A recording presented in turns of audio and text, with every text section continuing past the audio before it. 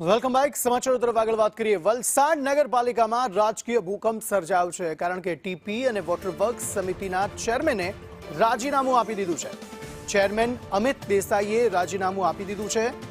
વ્યક્તિગત કારણ દર્શાવીને આ રાજીનામું આપવામાં આવ્યું છે. જાવેદ ખાન વધુ માહિતી આપી રહ્યા છે. જાવેદ, જણાવશો શું વધુ વિગતો?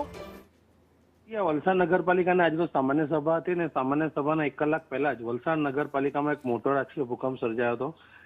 કહેવાય છે કે નગરપાલિકાના ટાઉન પ્લાનિંગ અને વોટર વર્ક સમિતિના ચેરમેન અમિત દેસાઈએ અચાનક રાજીનામું ધરી દેતા ભાજપ અને શાસક પક્ષના નેતાઓમાં ગણગણાટ શરૂ થયો હતો. અમિત દેસાઈએ જે રાજીનામું આપ્યું છે તેમાં તેમણે જણાવ્યું છે કે વ્યક્તિગત કામોમાં વ્યસ્ત હોવાના કારણે તેઓ પાલિકાના કામોમાં સમય આપી નથી શકતા અને લોકોના વચ્ચે જઈ નથી શકતા.